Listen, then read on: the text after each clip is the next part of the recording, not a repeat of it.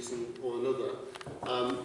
This is an event organised by Leeds for Europe. We are campaigning to remain in the European Union, but I'm going to try and be very, very even-handed in this chairing of this debate.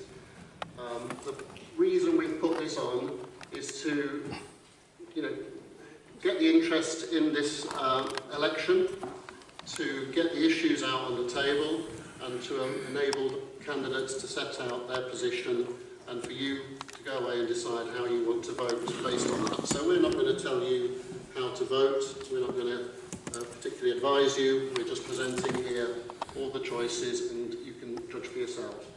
The format is going to be that we're going to invite each candidate to speak for up to 5 minutes.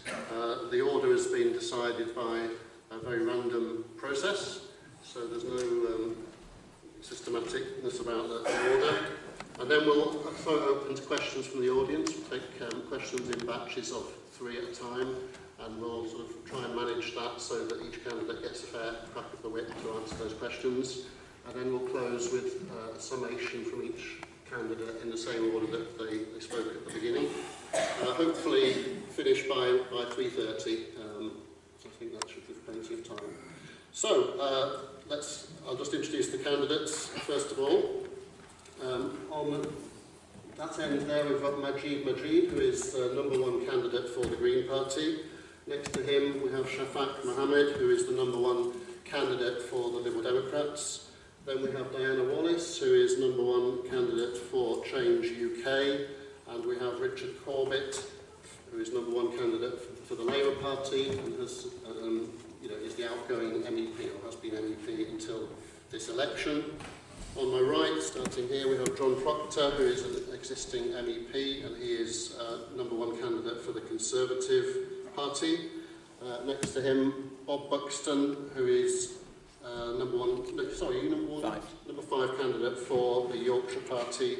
And then we have David Hughes, who is #4, I think, candidate for UKIP.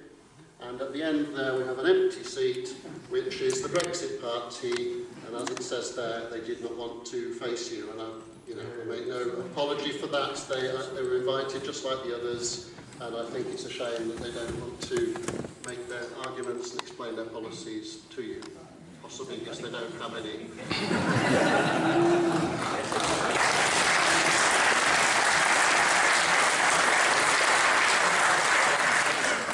So that's enough from me. We'll invite our first speaker to speak to you now. This is Shafak Mohammed from the Liberal Democrats. Thank you, Richard, and thank you everyone for attending. Quite a lovely setting in the town hall. I'm just saying to Majid, the chair is not as glamorous as the one he normally used to have for the last year. As Richard said, my name is Shafak Mohammed. I'm the lead candidate for the Liberal Democrats in the Yorkshire Humber region, and I'm here to explain to you that actually these European elections are very simple. All you have to do is ask yourself, do you want to live in a country which isolates itself from the rest of the world, particularly its immediate neighbours in Europe, only looks inwards, abdicates its responsibilities on the international stage? If you want that, then you should vote for Nigel Farage's party, the Brexit Party. Or do you want to live in a country which is international in its outlook, outward-looking, works with its neighbours, and delivers solutions to the problems which don't care about lines on a map like the climate emergency that we're facing right now? If you want that, then you have to vote for it, and I say to you, you have to vote Liberal Democrats to stop Brexit. The Liberal Democrat manifesto for these elections is set out a bold plan for Europe, with Britain at its heart, sitting at a table, contributing, but not just more than just contributing, leading the way on the big issues that affect us all. I'm not interested in spending my time talking about other parties and what they're saying. I'll leave that for them. I want to tell you about our positive vision for Europe, with us leading on it, not leaving from it. The Liberal Democrats' vision is to build around a free, democratic, entrepreneurial, prosperous, sustainable and united Europe open to the world. Technology continues to advance at a huge pace. From my phone, I can FaceTime up to 31 people. anywhere in the world, no expensive phone calls, no letters taking days, no fax machines dialing through, instantly. I want to be your MEP to fight for a Britain which celebrates that connectivity, that ability to reach out to others, to work with them, to build a better future for us all. That's why the Liberal Democrats are unashamedly in favour of freedom of movement. No ifs, no buts, no questions. It's one of the cornerstones that underpins the EU and our belief in it. I've had the opportunity that freedom of movement brings, but many young people may not get those opportunities if Brexit goes through. Liberal Democrats are a party which first and foremost seeks to distribute opportunities. Why on earth would you throw away our opportunities for our children to live, to work, to study, to fall in love with people from across Europe? I think it's outrageous that we would even consider it. I believe our kids deserve more opportunities, not fewer. That's why I'm fighting to stop Brexit, because it isn't a game. It's not an abstract notion we're talking about here. Make no mistake, this is about opportunities. All my life I've fought for better opportunities for all, so that's everyone, no matter who they are, where they're from, can make a positive contribution and fulfil their potential. My dad, father, grandfather all came to this country just after the Second World War. Actually came to West Yorkshire in Burley, Kirkstone Lane. Some of them went to work in Bradford and then eventually set up home in Sheffield, where I live. Whilst my family did not live through the horrors of the Second World War, I can tell you that we have benefited from the peace that working with our European partners, whether it was from the EEC previously and the European Union, by working together, we have not just been able to secure the peace, but actually the prosperity that we've all seen. For the past 20 years, I've actually worked as a youth worker in Sheffield, working with some of the most poorest communities in our city. And one thing that I've seen is that our young people all have potential. What most of them need more than any other thing is opportunity. Opportunity to work, to be able to go to Europe, to seek those opportunities that many young people have had. I'll keep fighting for our place in Europe and those opportunities. That's why I'm asking you to vote Liberal Democrat next Thursday to stop Brexit and continue to build a Europe where opportunities are shared. These opportunities will be for nothing, though, if we don't leave this world for our kids and grandkids to inherit. We're facing a climate emergency at the moment. There's no two ways about it. Britain leads the way when it comes to renewable energy right across Europe. Britain has a global voice in the climate change conversations. Being part of the EU gives us a megaphone to shout it louder.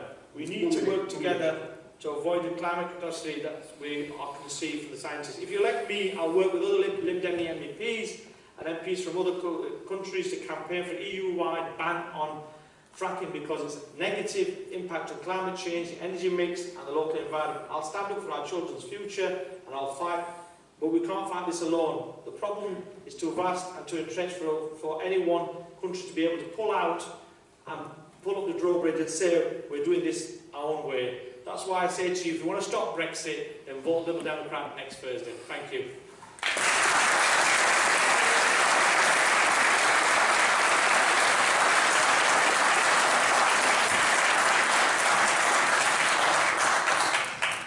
Okay, I'd like to introduce our second speaker, and it's Diana Wallace from Change UK.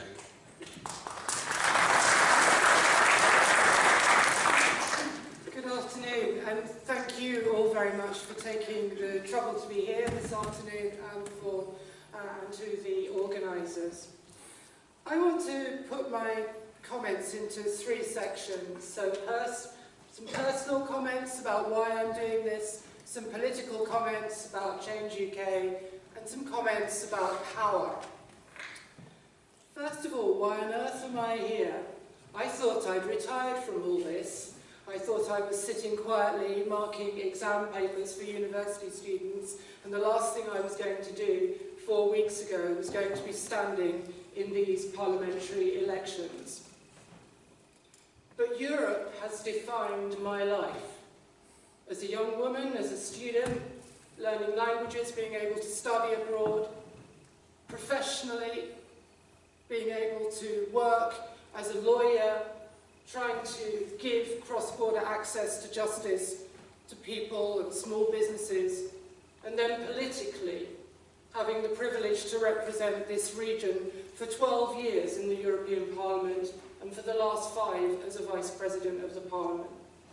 So Europe is in my blood, in my DNA.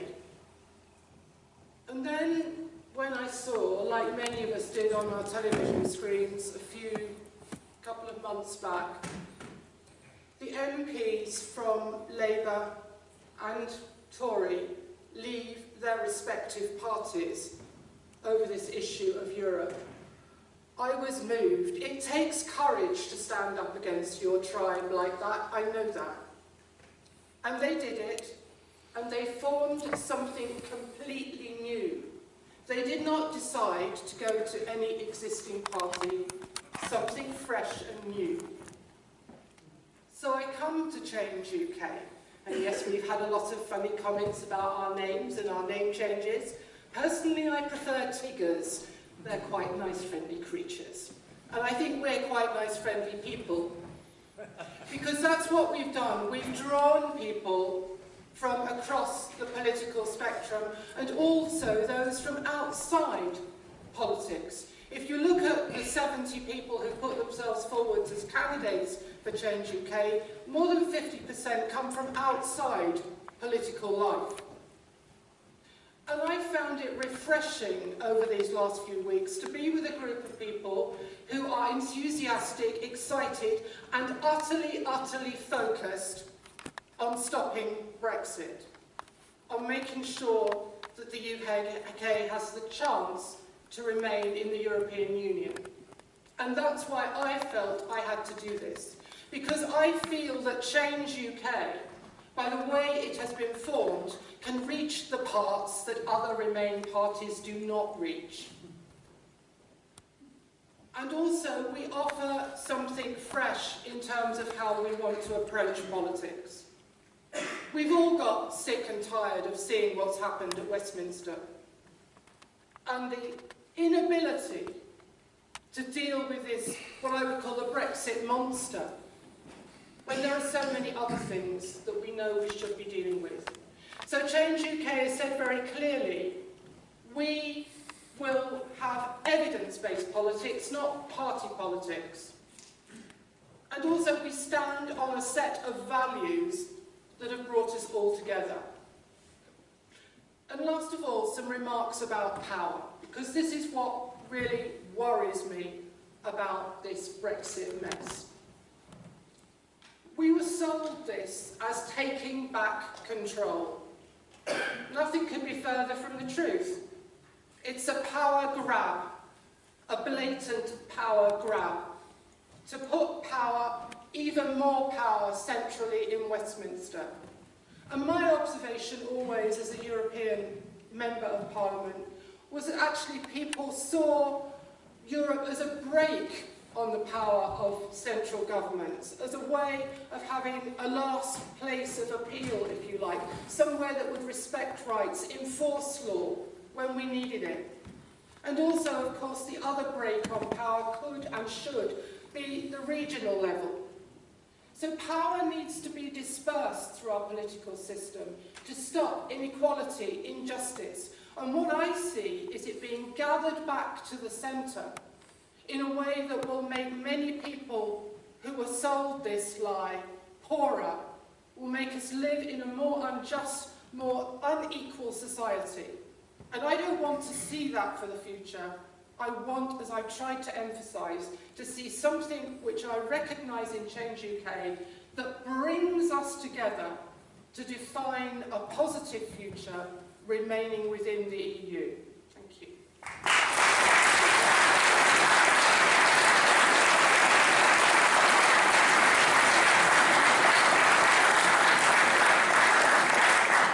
Okay, our third speaker will be Richard Corbett from the Labour Party.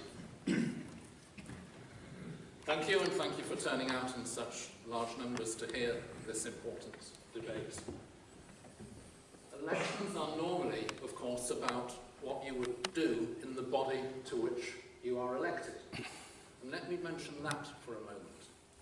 What do we stand for in the European Parliament? Whether we're there for 5 months or 5 years, what sort of legislation will we be supporting? As Labour members, we work with our socialist colleagues from other countries. And on those things that are legislated at European level, mostly the common rules for the common market, we support high environmental standards, proper consumer protection, workplace rights. We want that market to work fairly for all its citizens. We've set it out in a manifesto, and we also have a joint manifesto with our fellow socialist parties across Europe. Unlike some parties, which don't even have a manifesto, one party proposes to tell you only after the elections what it stands for, just as it will only tell you after the elections what its sources of finance are. But of course, this election is also overshadowed by Brexit. And my goodness, what a mess it's turning out to be. Remember, they promised it was going to be easy. It's somewhat complicated. They said it would save lots of money that would all go to the NHS. It's costing a fortune. They said there'd be shiny new trade deals ready on day one to replace lost trade with the European Union. It seems that we may be about to sign one with the Faroe Islands. And of course they said it would be good for the economy, yet we see countless companies, manufacturing, banking and so on, shifting workers and production to other countries. No wonder the country wants a chance to reconsider. Now, of course, we, as a Labour Party, we did say after the referendum, as a democratic party, we have to respect the fact that the majority of people voted to leave. We gave a mandate to the Prime Minister to negotiate a deal, to see if she could come up with something that could work for Britain. Well, it's quite clear now that she hasn't, and she's not willing to shift her position. You could say nobody would be easily able to do that. If you go ahead with Brexit, you face, after all, an unpalatable choice. Do you also leave the single market and the customs union and have a huge economic hit? Or do you stay inside the customs union and the single market, but then you have to follow the same rules as everybody else, and you don't have a say on those rules anymore if you're not a member? Hardly a palatable choice. The government seemed to have gone down the road of saying, well, we're leaving, but we still want all the access to all the facilities. It's as if you walked out of a sports club and said, right, I'm leaving, tear up your membership card, but I still want to use all the facilities, not pay the fees, and by the way, please, can I have a vote when the AGM comes up? Unworkable, unbelievable. No wonder it's given rise to the joke that I'm sure many of you have heard already.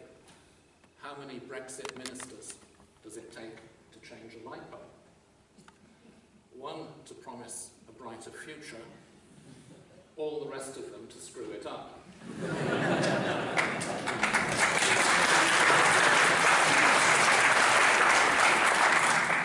So we say it's time to put the deal to the public. The Labour manifesto for this election does say the government, if it thinks its deal is a good one, should have the courage to put it to the public. And why not? I know there are some parties over there that say the public has already voted 3 years ago. But to that I reply with the one sentence that David Davis has ever said that I agree with. If a democracy cannot change its mind, it ceases to be a democracy.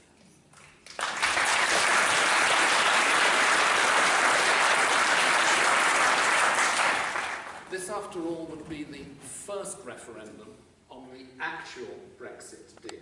Black on white, when you can see what it actually entails. Not just a nice idea, but the actual deal. And after all, we're used to this in life, aren't we? If you are in a trade union and you give a mandate to negotiate, the deal comes back to the workforce to accept or not. If you buy a house, you say, I'll have that, but if it turns out to have shaky foundations, cracked wall and a leaky roof, you have the right to say no. Or maybe, yes, maybe you say the location's fantastic, I'll take it anyway. But you have the right to choose. That's fundamental. In fact, I would go so far as to say that to deny the right of the public to have a final say is tantamount to saying to the public, you had your say 3 years ago. Now you shut up and accept whatever the government comes up with. That is not democratic. That is not acceptable. Thank you.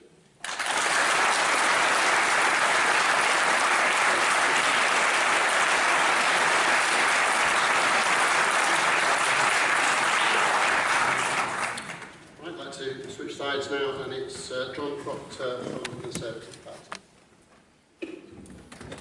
Well, thank you very much indeed for the invitation today, and for so many people who've spent an afternoon turning up to hear us deliver to you our thoughts and our views. I'm a sitting member of the European Parliament, a Conservative member.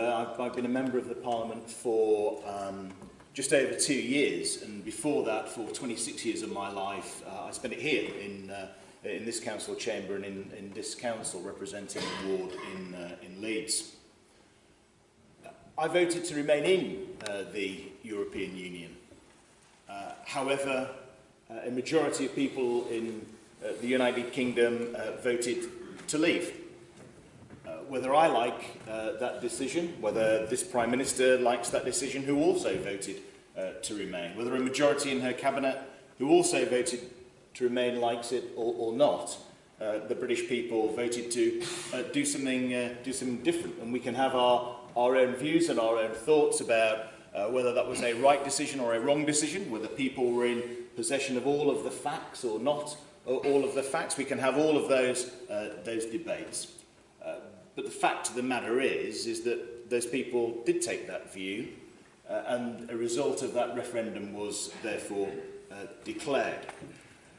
Therefore, politicians have got a choice. They can either choose to implement that democratic vote, they can choose to ignore it, or they can choose to rerun it. And again, we can each have our views over which would be the best approach to deal with the result of that referendum. But my party decided that the honourable and the correct thing to do was to implement the view of the British people and enact a process that would ultimately lead to us leaving the EU. And what I accept and what I understand is that there are many different ways in which that could happen. I might say that that's also the view and the official position of the Labour Party. That's what Labour also agreed to do. And there are differences in how that can happen.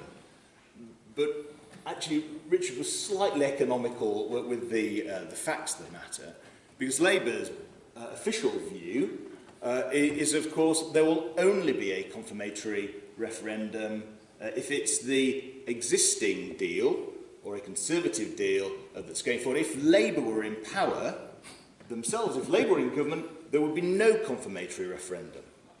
None at all. Their policy is clear in that regard. So it's not a case that some parties would put it back to British people and other parties wouldn't. Labour and Conservatives are in the same place in that regard. But politics is about the art of the possible. And the fact is, we are 3 years away from a general election. And so the existing Westminster parties are as they are. And it's for those parties to determine a way forward.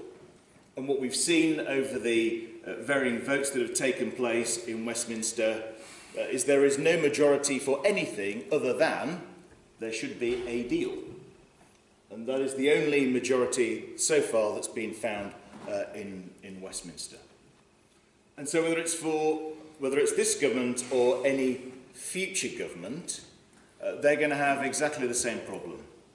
And changing a leader of my party is, in my view, going to do very little indeed to resolve the present impasse. I regret that Labour have walked away from the current negotiations because, well, you may laugh. That's fact. Because actually that only prolongs the uncertainty. And my thought is, and my view is that whatever our views are People in this country want certainty, deserve certainty, and that's what politicians of Westminster should be delivering. Thank you.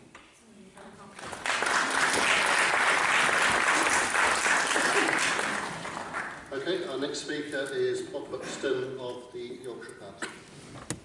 Thank you. Well, first of all, thank you for inviting everybody. This is a democratic thing to invite all parties, and thank you for turning up. It's noticeable there's a higher percentage of people actually taking their seats in the audience than there are actually up here. So thank you for that. So the Yorkshire Party, if anyone doesn't know who we are, we've been around for 5 years now. Our party believes in localism. We shouldn't have top-down government. It shouldn't be districts forced to follow what national policy is. It shouldn't be parish and town councils forced to follow what the district council says. Where are we politically in wing? We'd call ourselves moderate centrists, very liberal-minded people.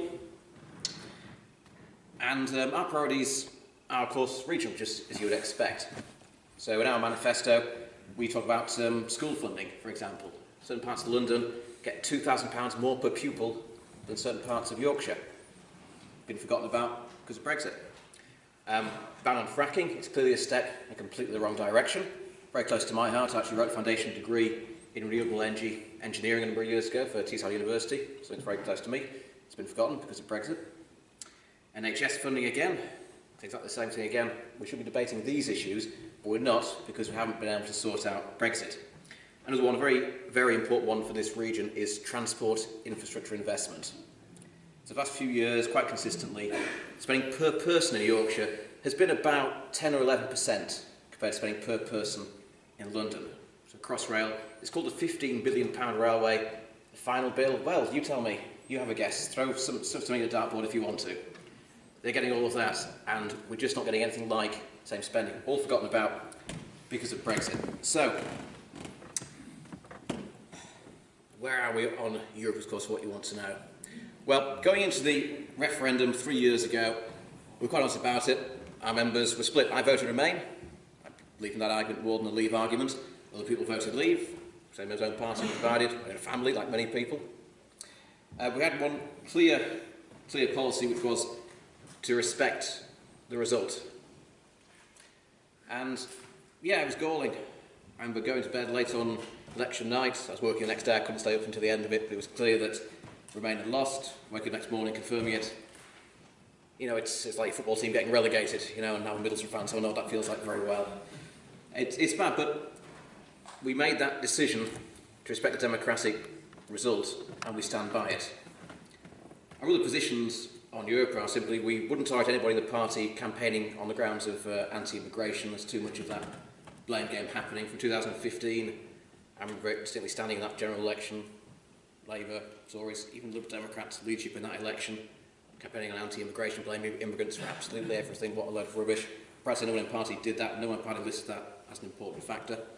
And another one is also going back to our regional identity, if you like. If power's going back from Brussels, why not to the regions? Let's stop the top-down approach. I'm not blaming Europe for that, but I'm blaming Westminster for that top-down approach.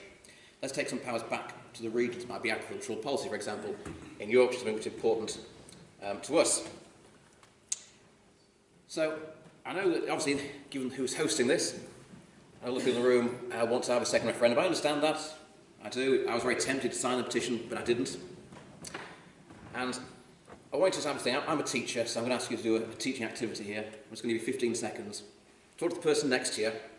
I want you to think about a nation which is a good country, a liberal-minded country, somewhere you'd happily live, you'd raise your kids, but isn't a member of the EU. So 10 seconds, go for it.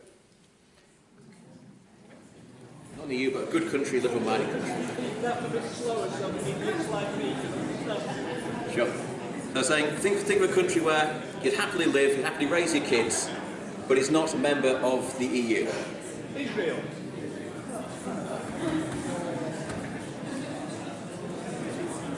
Switzerland. Okay, thank you, folks. So, are you ready? So, anyone to offer answers? Norway, yeah. Norway, number one, yeah. New Zealand, yeah. There's quite a few. Now, I want to do the same thing again, but this time, so again, a good country, number-minded country, but this time, that isn't a democratic nation. Good country you want to live in that isn't democratic.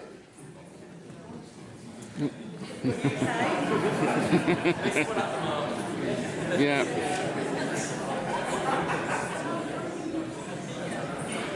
Now, that's more difficult. That's a lot more difficult. We have different definitions of what democracy means to us. 30 seconds, Bob. Thank you. So, we were told the referendum was binding. We were told that. No. Well, if you look on Facebook, you can see David Cameron talking about it. It was Brentford Day, of course. That it was. He lied. But politicians promised to abide by it. So we were told your vote will count. Think carefully voting leave. I voted remain. That is what we respect. What we need now is to leave, but with a deal. Anyone who says we voted for no deal isn't correct. Leave themselves said we won't leave till we've got a deal. Companies started leaving this country when it became very possible for us to have a no deal. We need better government, we need better policies in Westminster, we need more cooperation in Westminster, a deal that protects jobs. Thank you.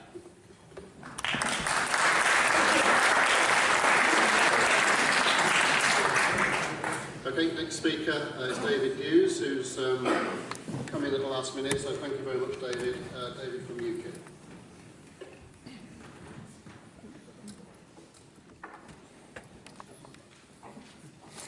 Good afternoon. My name's David Hughes, and I'm a Yorkshireman. I'm a civil engineer. I started my career in this building with Leeds City engineers, building the inner ring road. Since I live in Wakefield now, and I've been on the council in Wakefield. Until 2009, I was a floating voter. I voted according to the candidates and the manifestos. Then in 2009, I became aware of the effect that the European Union was having on this country. The loss of sovereignty, the loss of democracy, the financial mismanagement. Accounts haven't been audited for donkey's years. And the loss of rights. Magna Carta, habeas corpus, out the window. But the worst thing above all is that it is organised on behalf of big business. An example of that came after the financial crash. You may remember that Greece got into trouble. Now, if you read the accounts of Yanis Varoufakis, the Greek finance minister, who is an ardent supporter of the European Union, you can see just how the European Union insisted that the loans taken out by French and German banks that went sour, foolish loans they'd made to the Greek people, they were transferred to the Greek government. And it meant that the pensioners and the unemployed in Greece were effectively bailing out the financiers and the banks. Mr Varoufakis put alternative proposals forward. The European Union wouldn't listen, even though it was to the benefit of the European Union. It didn't fit their agenda. Big business rules in Europe. Now, the referendum was a clear indication to leave. It wasn't just a few thousand, there were over 1 million people, the majority. The trouble is that the majority of MPs in Westminster don't want to leave. And we've had this fudge. And of course, Article 50 is designed to be difficult. The withdrawal agreement that Mrs May has been allowed to have isn't really a leave document at all. There's some parts of it where there is a transition period of up to 8 years. That's not going by the referendum result. That's not what the British people voted for, not to stay in for another 8 years and be ruled by the European Court of Justice. This referendum is a chance to send a clear message to Westminster. We want MEPs who will stand up for British interests. They'll go in there and fight Britain's corner.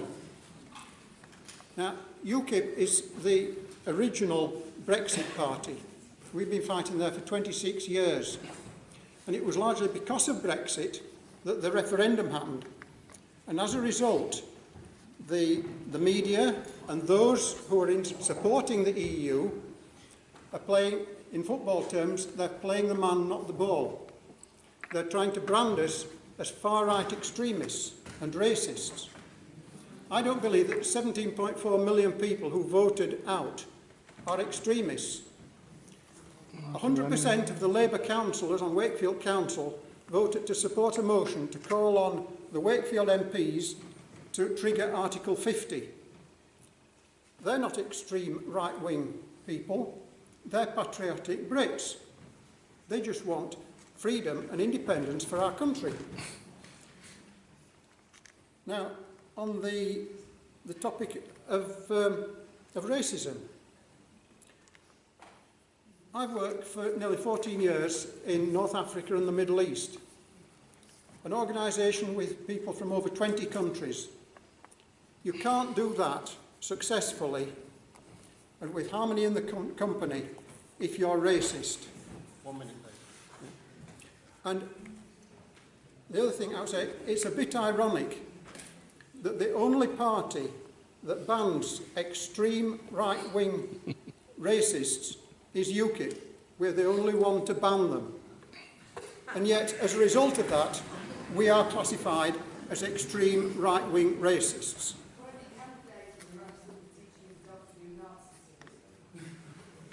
So, my priority is to stand up for my country and to put its interests and its independence first. Thank you.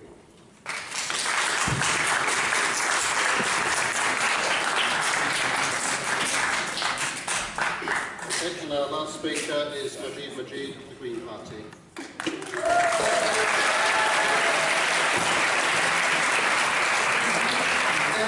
Just to kind of touch upon what the gentleman from the UKIP party said, if you employ Tommy Robinson to give you advice, if you've got MEP candidates actually loudly and proudly say they will rape other people, then you are a racist fascist party.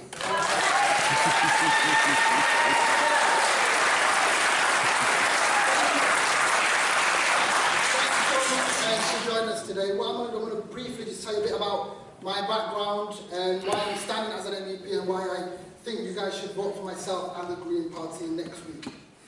So I myself and along with my family actually came to this country as refugees, and despite what certain political groups and certain media tabloids tell you, nobody really chooses to leave their home, their family, their friends, their community if they really didn't have any choice. And we could have ended up anywhere, and we actually ended up in Sheffield. I grew up in the north of Sheffield in a community that really felt the devastating impacts of austerity, and it's the same, I'm sure, all across many different communities in Yorkshire and Humber. And despite a lot of those challenges, of course, I was a bit ambitious and I wanted to do the best for myself and those around me. And for me, going to university was a really, really big thing, just because I knew the opportunities that university was going to provide. And so I decided to go to university, and I could have gone to any university and I could have studied any course. And I actually started and studied aquatic zoology at the University of Hull. And in honesty, it was at university where I actually had my first interest in actually campaigning and actually wanting to become an activist, and that's where I actually would campaign on certain issues like eradicating the hidden cost of university fees that leave many students with big holes in their pockets, campaigning for better sports provision, campaigning for a tuition-free education. And then that's what led me to actually become elected as a student union president at Hull University and representing 22,000 students. And after I finished university, it was me and a couple of friends set up a business, and with a lot of first-time businesses that failed, and then I ended up working for a housing charity called Shelter, which I'm sure many of you guys are very familiar with. But I guess there's always a specific pivotal moment that kind of compels us each to act. I'm sure it's the same for all of you guys here as well, that kind of wants you to make a difference and makes us actually stand up. And for me, that was this time 5 years ago at the last European elections in 2014. And I remember I was at home watching the television and seeing the rise of Nigel Farage and UKIP and seeing so much rhetoric of fear, hate and division. I remember thinking to myself, if I can at least make my small part of the world, my community, Sheffield, that bit better, that's at least me contributing and making a positive difference. And then that led me to actually stand as a councillor. I got elected in Sheffield City Council in 2016, and then I was fortunate enough to become the Lord Mayor of Sheffield, which was probably the biggest honour of my life, and I stopped becoming Lord Mayor 4 days ago. And I guess, in honesty, like just within my role as Lord Mayor, and inspired by the simple philosophy of doing things differently, I've managed to encourage greater youth participation in politics, but also really brought local, national and international excitement to what I've been doing in the past year. I've used each of my platforms to really draw awareness to important causes and really bring people together in a world that's constantly trying to drive us apart. And for those people that know me, I'm someone who never really sits on the fence, who is a bit bold, who isn't afraid of a challenge. And at times it has kind of got me into a bit of trouble, in all honesty. But I'm someone who wears my heart on my sleeve and the writing is on the t-shirt. I want to be a voice, a champion and an advocate for all of Yorkshire and the Humber, and especially for young people and old people, and to really instill our faith in Europe as a safer, healthier, brighter Europe. And as a loud and proud working class Black Muslim refugee millennial, I know I may not be the usual candidate. I get that. But I genuinely believe our region needs someone who is going to be bold, someone who's going to be really a real champion for our region, who's going to be unapologetically acting the issues that matter to us the most. Now, I admit the EU is not perfect in any stretch of the imagination. It is not a safe haven of progressive ideas. But at the same time, I understand to tackle some of the biggest issues like climate change, security, we're better off actually being part of the EU. Because all those issues like air pollution, they have no borders. And the EU is basically, by working together, can we actually get a lot of this stuff done. That's why, if elected as an MEP, I will loudly and proudly campaign for Remain and fight for our people's vote. I will protect, I'll make the case for immigration, I'll protect the rights of migrants, refugees, asylum seekers, and international students. I will bring with me the urgency of the youth climate strikes, Extinction Rebellion, and really kind of call for a radical and essential call to climate action. And let's face it, politics must change. And if there's anything we've learned of the recent political climate is that we must have the courage and compassion to do politics differently. So next week, when you're all at the ballot, if you want to vote for a party who will really stand up for freedom of movement, the only party will actually not just campaign for Remain, but also want to transform the EU, but also for a party who's the only solid Remain party who actually is campaigning for anti-austerity is the Green Party. So hopefully you'll choose hope and you'll vote for myself and the Green Party at next week's European election. Thank you very much.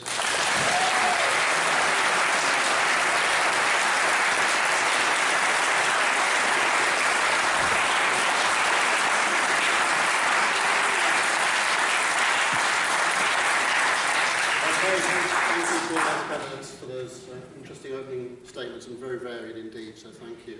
I'm going to take questions from the audience. To make it as fair as possible, I'll split the audience into two halves and we'll do a half at a time. So half one is the gallery up there and this section here. So I'll take 3 questions from here first of all, and then I'll do the other 2 sections next. So lady at the back row at the bottom, gentleman at the back corner there, and gentleman here at the front. So do that one. Personally, our families have been affected by the uncertainty around the EU citizens that already live here in the UK and how a possible Brexit could affect them and their futures. I'd really like to see a concrete protection for those people, our families, that may be split up because of the uncertainties around the rights of EU citizens. What can you offer? Thank you. Sorry, no, it's the guy with the beard. Do you think next week, with the Leave vote almost certainly being split between the Brexit Party and UKIP, do you think there's an issue with the Remain vote being split too widely between Greens, Change UK and the Dems? Thank you. Firstly, thank you to the panel for their statements. Obviously, we have the EU elections coming up next week, and I'm very interested to know how I should cast my vote, not so much about what happened 3 years ago. So I have a fairly simple and generic question. One argument that I hear a lot is the European Union is not democratic. What does democratic mean to you? And within that definition, how is the EU either democratic or not democratic? Okay, I suggest we take answers in the same order that we did before, so that's okay. So give you 2 or 3 minutes each to try and address whichever of those 3 questions you want. So just to recap, there was a question about EU citizens' protection of rights, a question about is the Remain vote going to be split badly, and what does democratic mean in the context of the European situation. So start with Shafak. Thank you. I mean, on the first question, we are talking about human beings and individuals and families, and there should not be pawns in any negotiations. That's why myself and many others within my party have said that we should take that issue off the table and just say you've got the same rights as any other citizens. And within our manifesto, we also extend that right to say that actually you should also have a right to stand for Parliament. You should also have a vote, because EU citizens last time, even though that vote probably affected their future more than anyone else, were actually barred. And I think that was wrong, plain wrong. And I think that,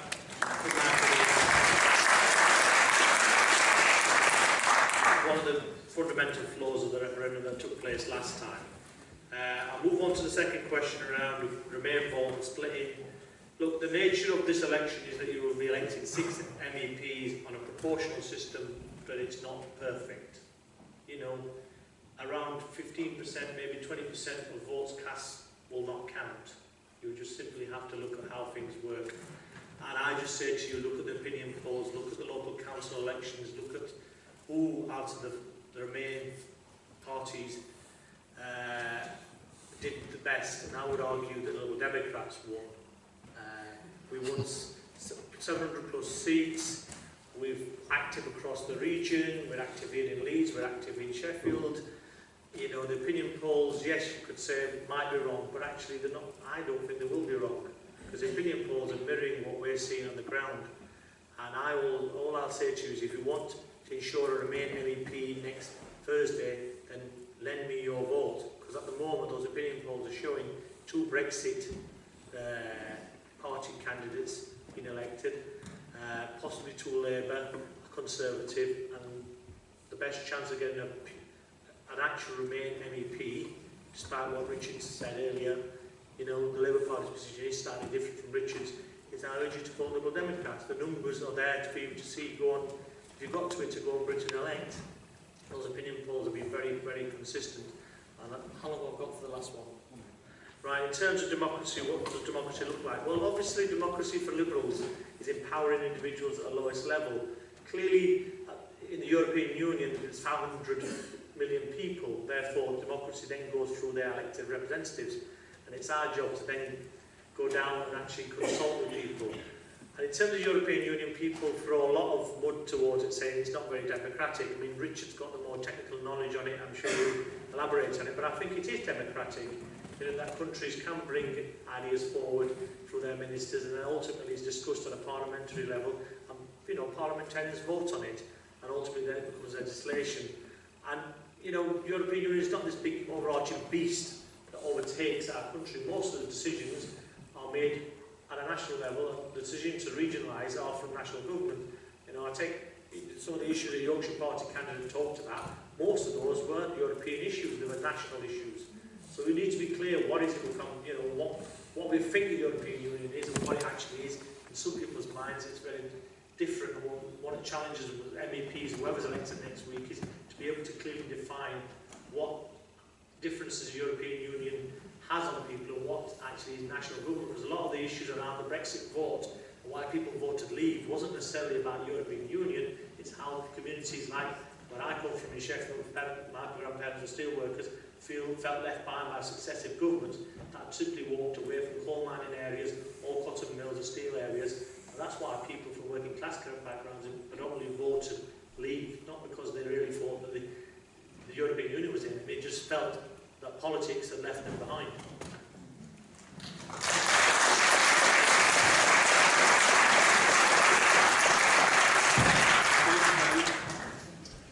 Thank you very much for the questions.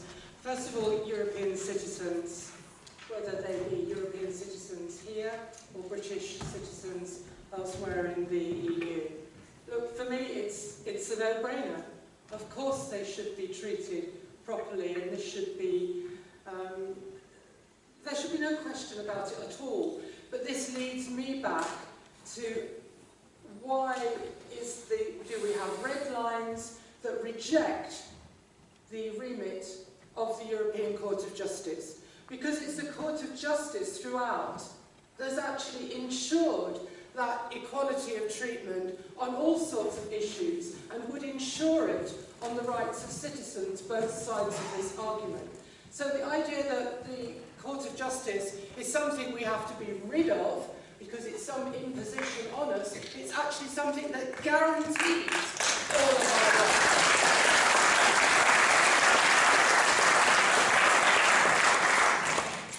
Splitting the Remain vote. You know, sometimes I've got the feeling over the last couple of weeks that Change UK is a bit of a disruptor, a bit of a disturbance. And I've also asked myself, you know, I'll be honest, I made it clear I'm totally and passionately pro-European. There have been nights I have lain awake thinking, is this the right thing to do? Because what I want to see is Remain, prosper and get a good result. And I think it is the right thing for this reason.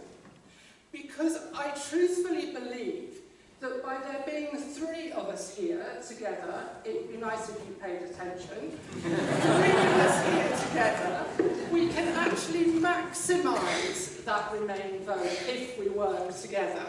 And you might, heavens, you might actually get 3 Remain MEPs. So don't be frightened of it. Because we reach different constituencies, we speak for different people. And as I said originally, Change UK is bringing people together on a different perspective of changing our politics, which is so broken. So don't fear, have the courage to vote the way you think is best for the future of the country, for a people's vote and for Remain. Undemocratic. I get so cross.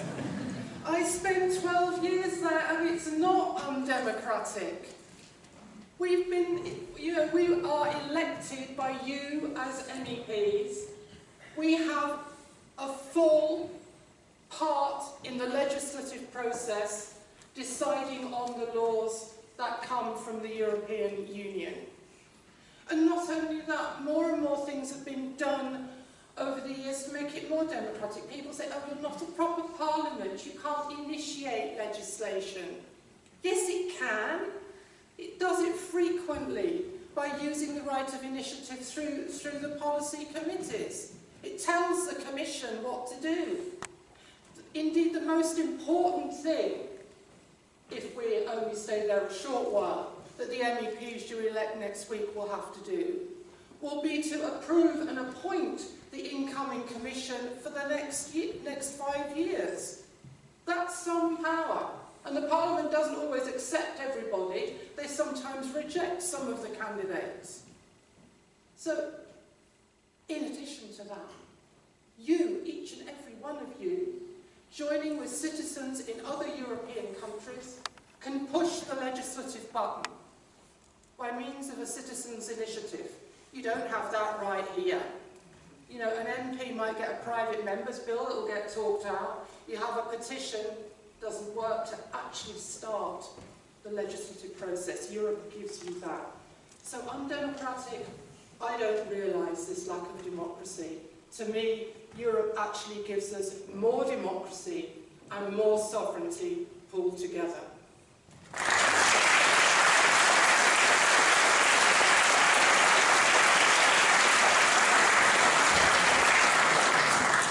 First question on citizens. Labour said from day one that if we went ahead with Brexit, they should be guaranteed their full rights. What the government has come up with, frankly, doesn't quite do that. And it should be both ways around. British citizens in other EU countries, we tend to forget them, nearly 2 million, set to lose the guaranteed rights they have enforced through the EU legal system if we go ahead with Brexit. The safest way to stop the loss of rights both ways around is to stop Brexit.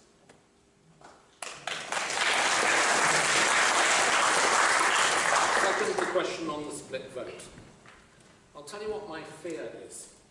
I know from knocking on doors and people I've talked to that there are a number of people who traditionally vote Labour who are thinking of voting for one of these 3 parties because Labour's position, it seems, is too unclear or too caveated. And there's been some comments about that now.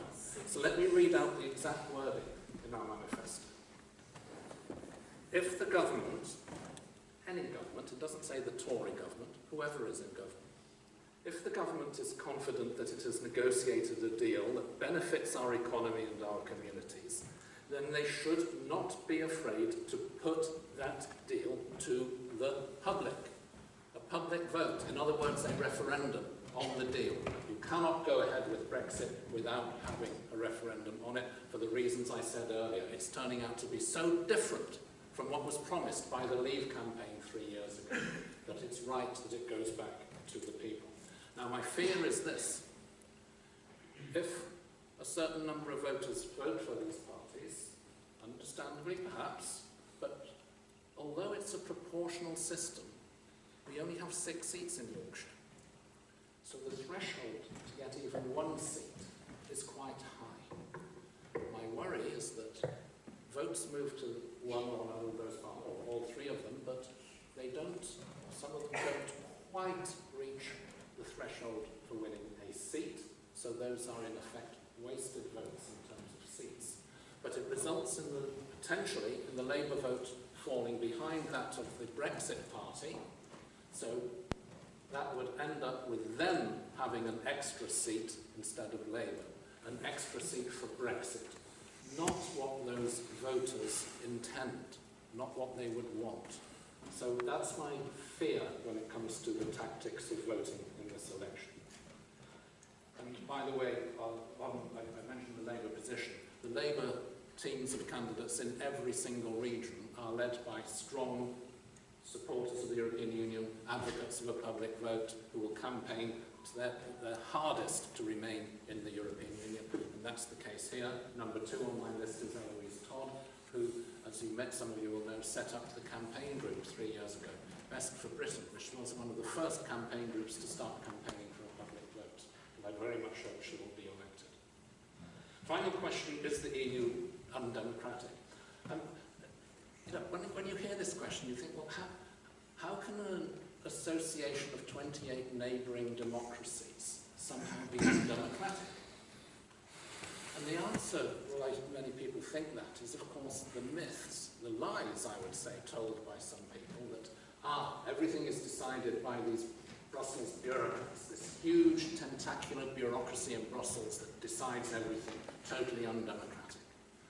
Well, fewer people work, by the way, for the European Commission than for Leeds City Council, so it's not such a big democracy. but anyway, it has the right to propose and to carry out what is agreed. It does not decide. Any proposal for European legislation in the limited field in which you legislate, any proposal only becomes law if it's approved both by the elected parliament, your MEPs, and by the ministers from elected governments in the council, each one of whom is accountable to his or her national parliament. It's a double democratic safeguard, completely democratic. On top of that, any proposal is first sent to national parliaments, who have 8 weeks to discuss them and mandate the minister before he or she goes to Brussels. Yeah, nearly finished. In the Nordic countries, any minister going to Brussels goes first before their national parliament, says, this is the proposal, this is the position I intend to take. They debate it, they mandate the minister before he goes to Brussels, instead of hearing about it afterwards. We don't do that in Britain. The House of Commons system for dealing with that is crap. Oh, I shouldn't say, sorry for my friend. It's not very good. Whose fault is that? That's our fault. That's one aspect of the EU decision-taking which is not as good as it might be, but that's something we could rectify in Westminster. We don't need to change any European treaty to do that.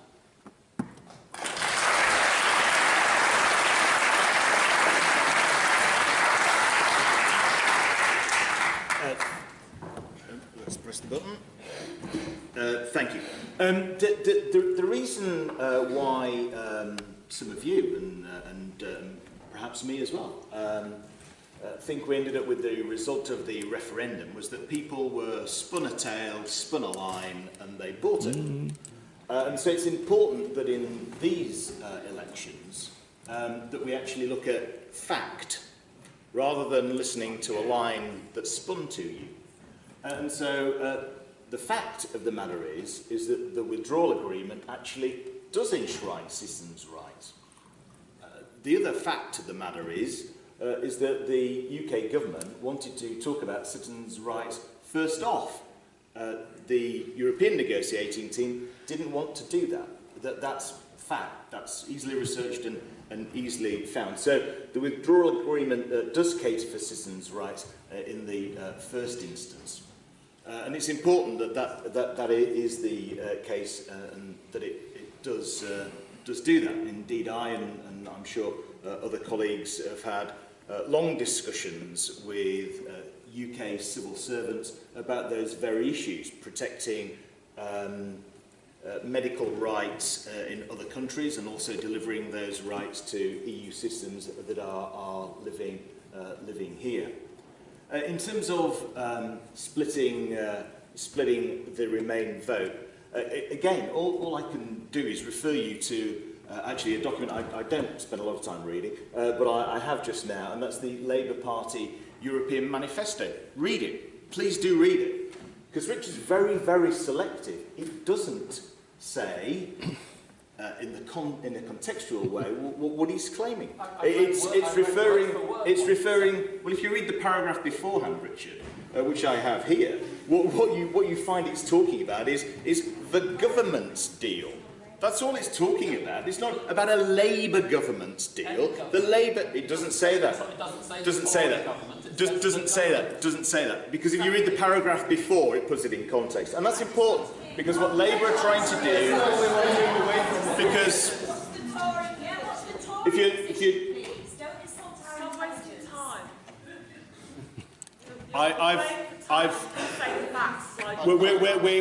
we're timed actually in terms of our answers. So as I was trying to say, the notion that Labour is a party of Remain is frankly a nonsense. It is not. In terms of well again, that's your view. That's your view, but it might not be other people's view. In terms of is the EU a democratic institution, it's one of the lines that Brexit, the Brexit Party, and also UKIP in the Parliament constantly harp on about. To a greater degree, it is a democratic institution. It's annoying, it's bureaucratic. I don't think there's a single member of the 751 members of the European Parliament who would say in any way it is a perfect structure.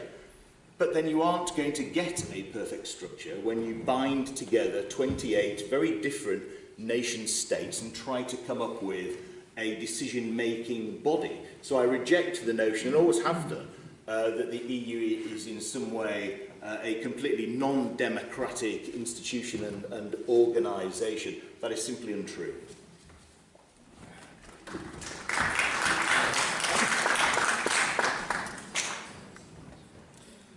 So first of all, on the EU citizens' rights, the first party to start petition to guarantee EU citizens' rights after Brexit was the Yorkshire Party, something we're very proud of. I say we've always believed in maintaining freedom of movement, so I want to leave with a deal. Leaving with a deal, those rights can be guaranteed very easily indeed. Leaving without it, it really puts them in danger. As I said before, there's no democratic mandate for a no-deal Brexit at all. Splitting the vote.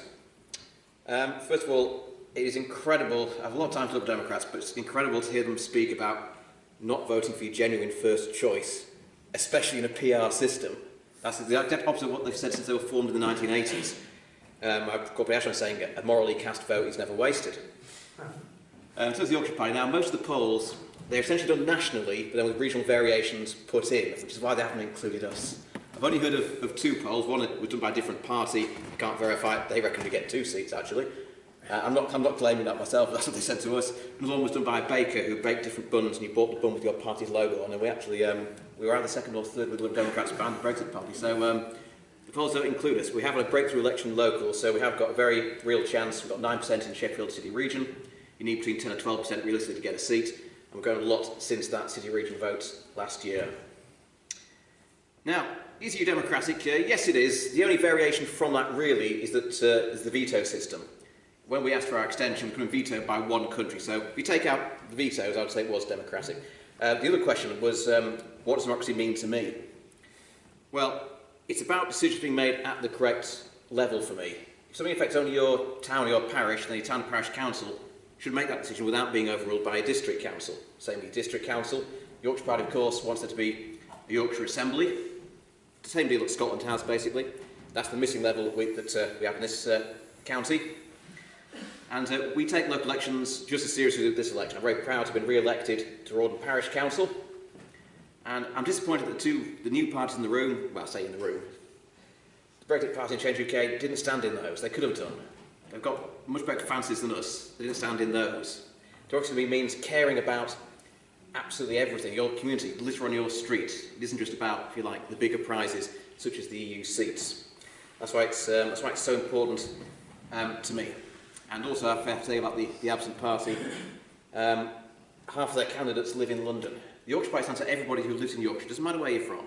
The last general election we had a Congolese candidate, for example. The very first candidate we ever had a general election was from Lancashire. So there are no limits at all. But I do think it's very strange to have the first choice, the second choice from London, the third choice from Bedford, the fourth choice from London. You know, it's disrespectful to the region. We have a regional election system, so you can stand up for your region in Europe. And from the Brexit Party, they're almost certain to get at least those two who don't live here. And it isn't right. You stand where you live, and you should vote for your genuine first choice. Thank you.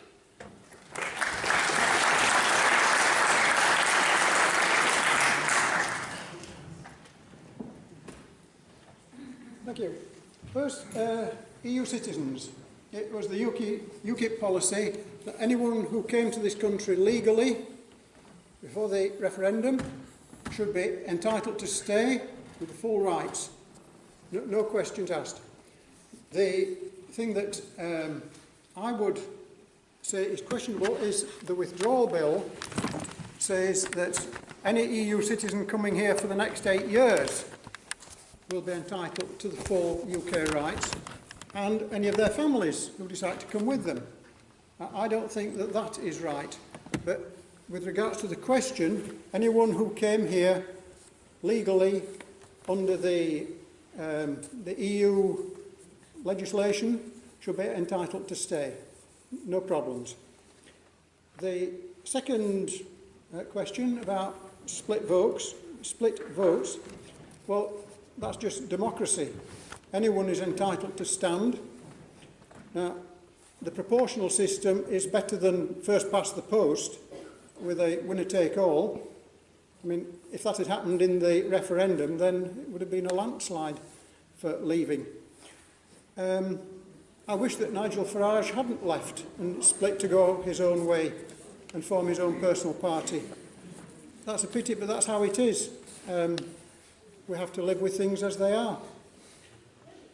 The meaning of, democracy and the democratic state of the EU, I'm not going to argue with these gentlemen who have all the technical knowledge of having worked in the Parliament. The main point, as I see it, in a democracy you should be able to vote out the people in charge.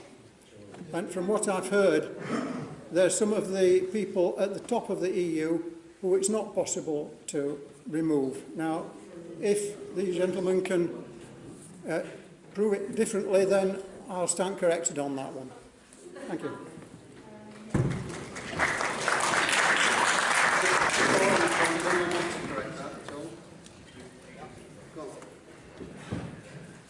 So on the factual point, I'm not sure who you cannot remove. The MEPs are elected every 5 years. Ministers in the council are elected through democratic elections.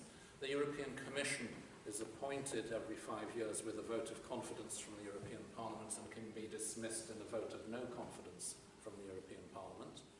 And the other person you might be thinking of, it's important I suppose, is Donald Tusk.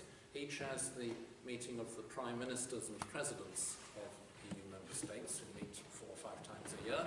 They choose who chairs their meeting.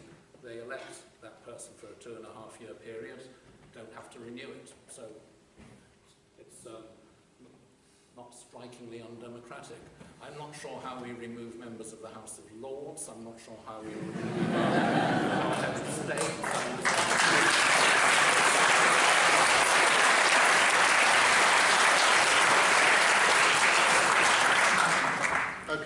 for another round of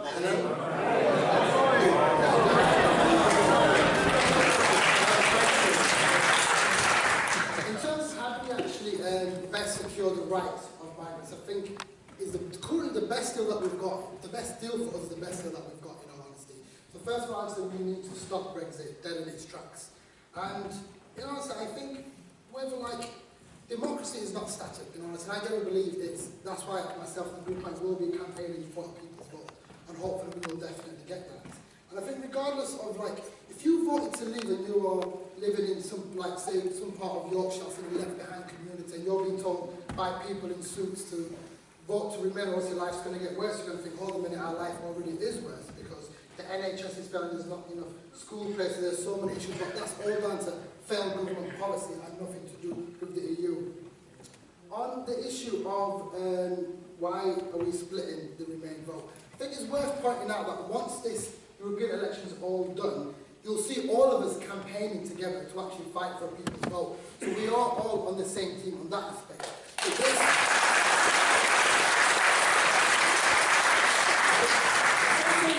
This European election is so much more than just Brexit, because of course Brexit is, but it is more than Brexit. It's for example, it's amazing to hear the Lib Dems honestly really champion green values and green issues, but I would say if you want a party who's going to champion green issues, vote for the Green Party, because it's in our DNA, honestly, and it's something that we've been championing non-stop throughout. So it'll be really hard for us to kind of join along with other kind of political parties when we've got fundamental differences.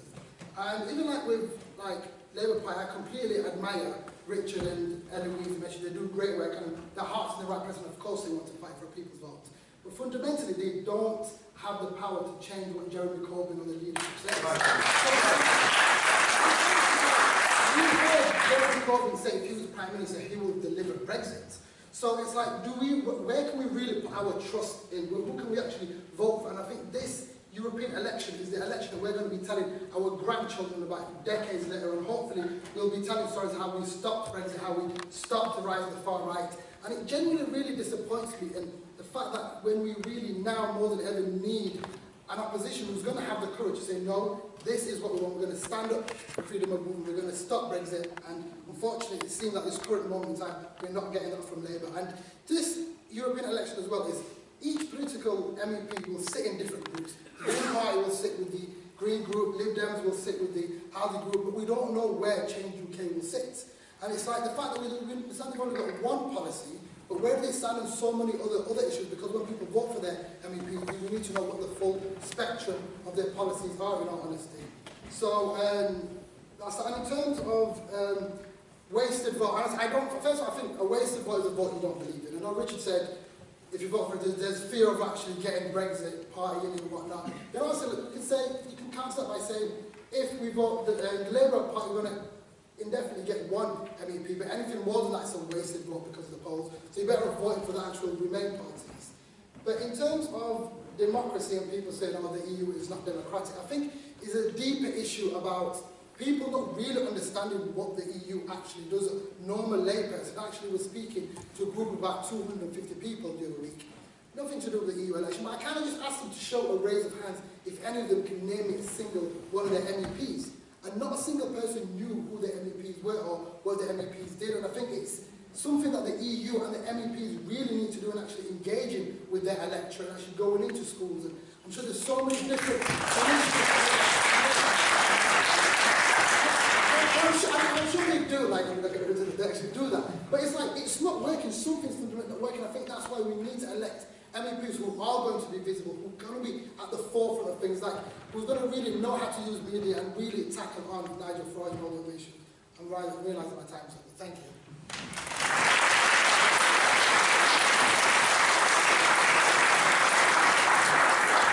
I think on that final point, the media have a role to play in this, don't they? I think it's notable that Richard's never been invited on Question Time, have you? Well, just been on 5 times.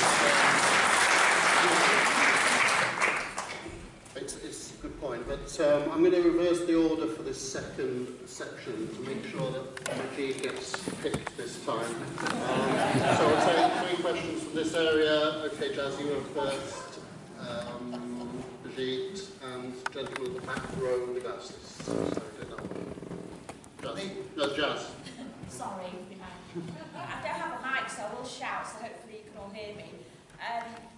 My first, it's a comment really, is that it's a shame that we got a bit of a blame game going on at one point. Richard, I absolutely think it's brilliant everything you've done as an MEP, and it's with great sadness and regret that I say I am unable to vote Labour like a lot of people because of Jeremy Corbyn's stance.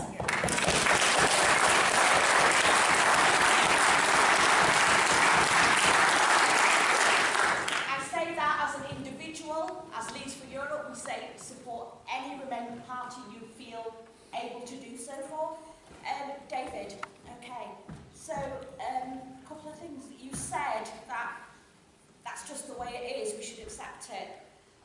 I find that really quite upsetting because EU citizens are our friends, they're our colleagues, they're our neighbours. And settled status is an appalling situation for them to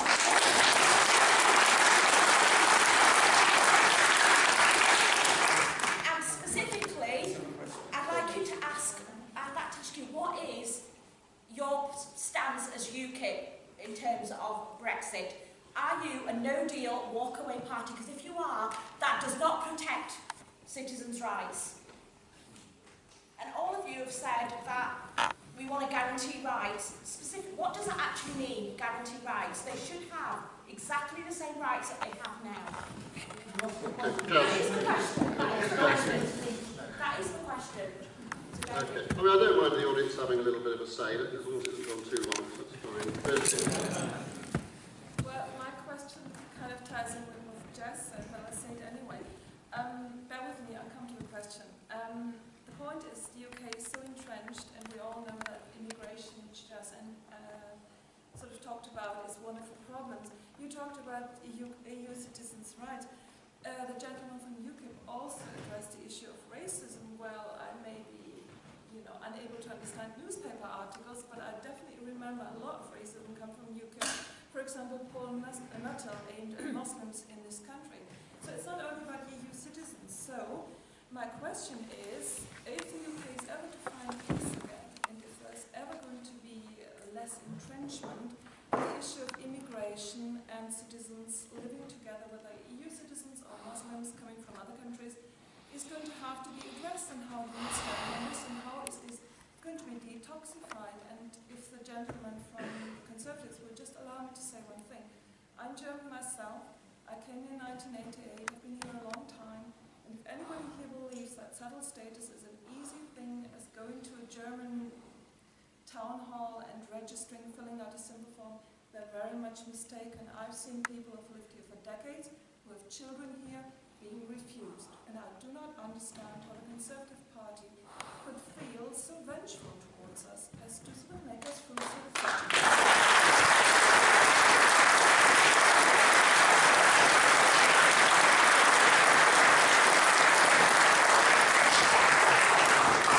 Thank you, Chair. My name is Councillor Colin Peel. I'm a Calderdale councillor over in Halifax, and on Monday I left the Conservative Party. I became the first councillor.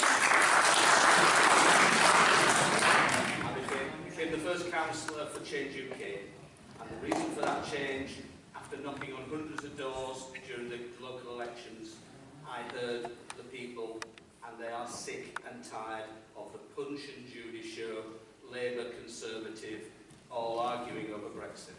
Was that just after you'd been elected as a Conservative councillor? No. So my question to the candidates is, I made a big change. What big changes are you going to make Yorkshire great again, and what changes are you going to make in Europe? Thank you. Okay, as I said, we'll take it in reverse order, so are you okay, Reggie, to go first? So, I've got two questions. There was a comment, one on immigration and the language and the rhetoric being used, and the other one was that gentleman's question of what we're going to change. So there are two questions. I know the lady at the front originally made a comment, then I couldn't remember what she said afterwards. I think two questions or three? Okay. Can I just get reminded of what the first question was? I I heard of recall basically. What rights do EU citizens have? What are EU citizens' rights? Okay, brilliant.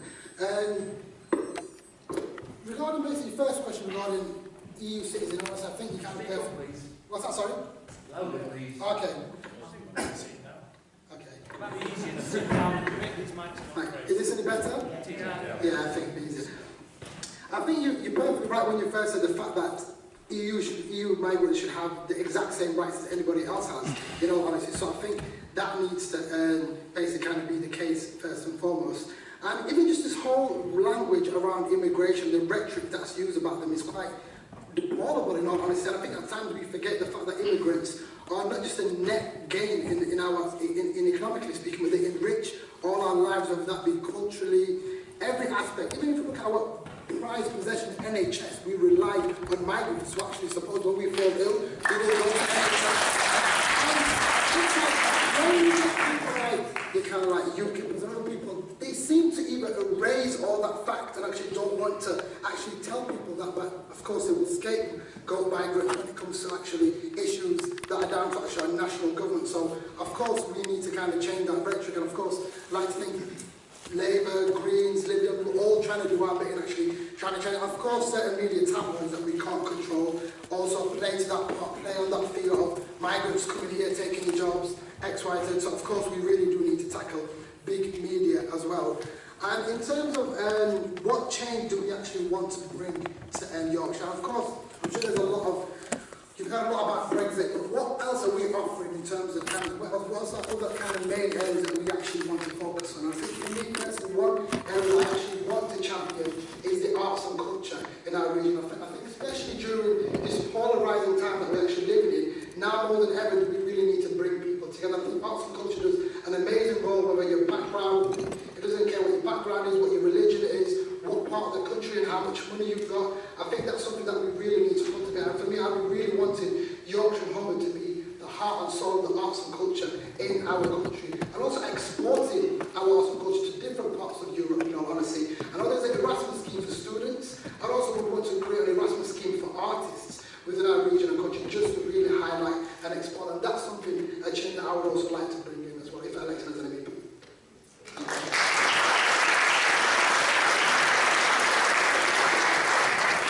Just to clarify, some of those questions were directed at specific parties and candidates, so you don't have to answer if you don't think it's relevant.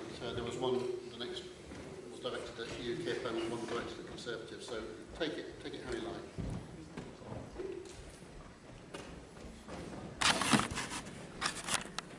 Right. I think I must have not been speaking very clearly when I said if that is the way it is, we accept it.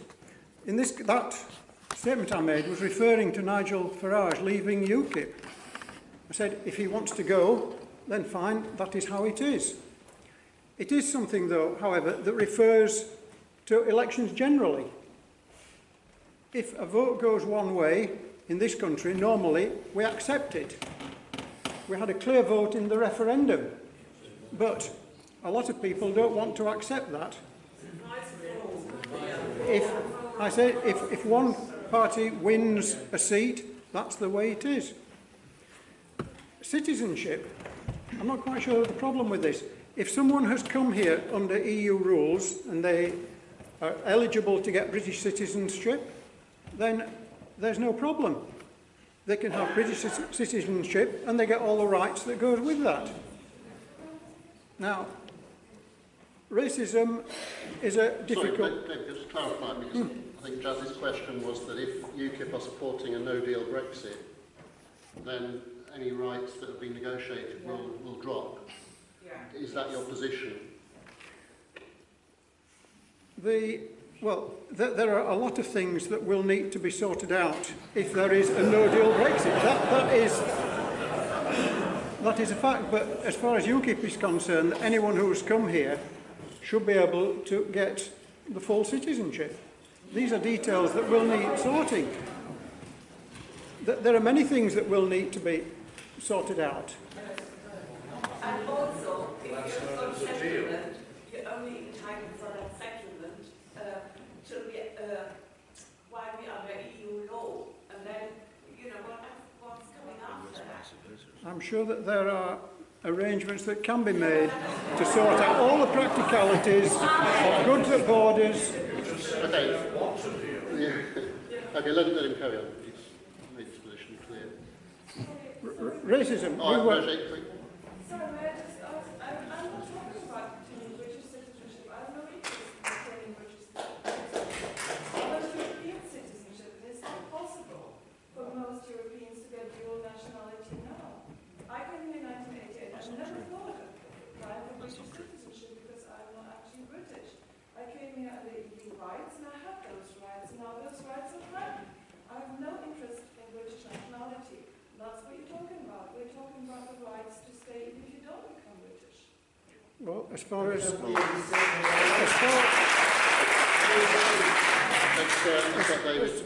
as I'm concerned, the rights that were conferred legally when people came will continue. That is my understanding. If I can move on, because I'm sure I'm time limited on this. There's a question of racism which always comes up when people...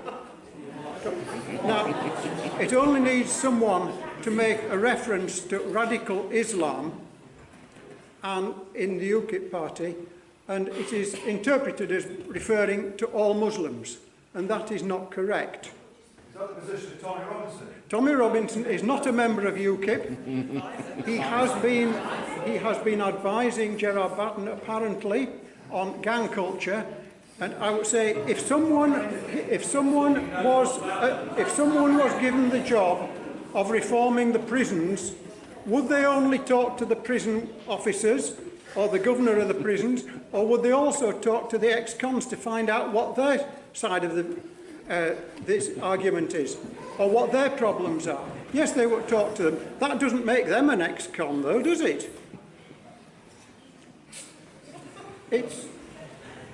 It's just a way of demonising UKIP, is that? Let me put a personal point. As I am part of UKIP, I can only speak for myself and the people I know who aren't UKIP, who aren't racist. Every week, there is an asylum seeker drop-in centre in Wakefield, at which I am a volunteer. I have never seen a member of any other party darken that door. Now, does that make me a racist? Because I don't do what all the other parties do. Now then, any changes that I would make, well, the main change I would make is to stop this fiasco down in Westminster and to institute the results of the referendum, get a clean break from Europe and start being an independent country again. Thank you.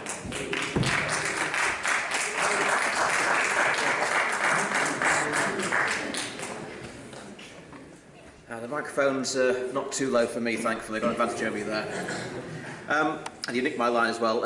Again, going to my 2015 campaign, Leeds North West, as I said then, 40% of NHS staff are foreign-born, so clearly immigrants do make us great, so I'll try and get a small version of that T-shirt, if that's all right.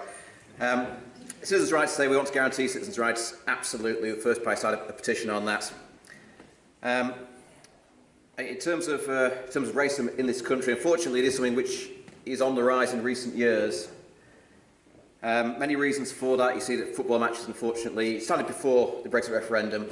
I do feel that the fiasco of Brexit has given it oxygen, unfortunately. I think that's a true point. And that isn't going to be a popular point, but I always tell you the truth of those things. If we don't leave, you give it a great deal more oxygen. You'll give oxygen to the far right. It's a fact. Anyway. Appeasement is bad.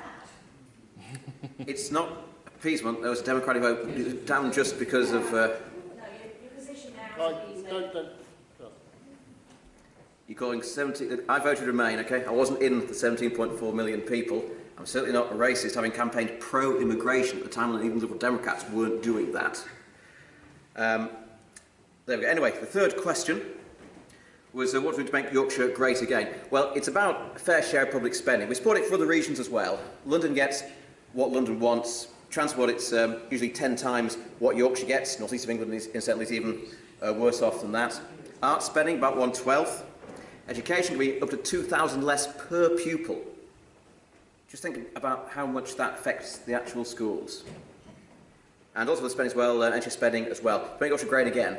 It's not a case of we need massive tax rises. We just need our fair share of the taxes that people are paying already.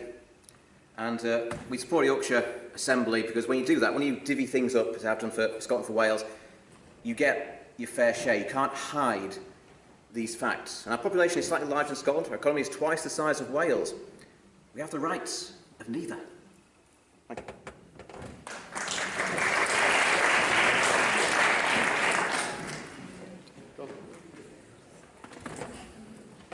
I think the first question was directed at our UKIP panellists, so I'll leave that where it is. The second question was really interesting and quite revealing, and I don't think enough people were actually listening, or the panellists were actually listening to the actual question. The first point to make is you may want to be a European citizen, but unfortunately the 28 nation states of the European Union don't want to afford you that privilege, because there is no such thing as being a European citizen. And that's not something that the UK can define as one of the 28. That's something that the 28, that's in the hands of all 28, and they have taken a view not to progress down that route. But your specific example was about going into a German town hall, yeah? Not an English town hall, but a German town hall. And that's what's completely overlooked, is the rights of UK citizens living in the rest of Europe, in the 27 nation states. And so what is the view of those 27 nation states? Well, the answer is, well, we don't know, actually, do we? We don't know.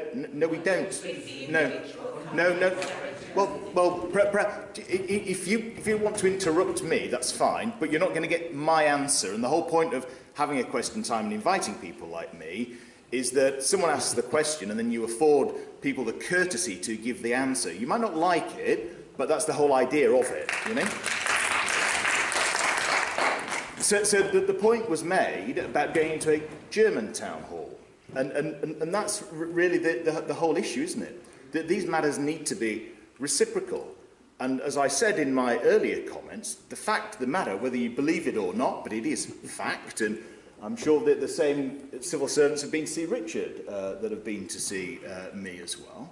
UK civil servants, that is what is preying on their minds. That is what is concerning. That is what they and the government and all parties actually are determined to guarantee. The equal rights of British citizens living in Europe and also those European citizens living here. Now, you can choose to spin that any way you want, but the fact of the matter is that they are to be preserved, and that's what's been repeatedly said. Moving on to the third question, about making Yorkshire great again. Well, I think Yorkshire's great as it is, in actual fact. And I spend much of my time and my life promoting what is great about Yorkshire. And in fact, I think I was told off recently by the officials in the European Union for talking too much about Yorkshire, actually, and not talking enough about the European Union and the effect that it has on Yorkshire. But if I were to be re-elected, what I would do, I would continue to do, is what I'm doing now, which is actually protecting jobs and businesses here in this region, and that's really important. A lot of people think that European legislation doesn't necessarily have effects here. It does. So you talk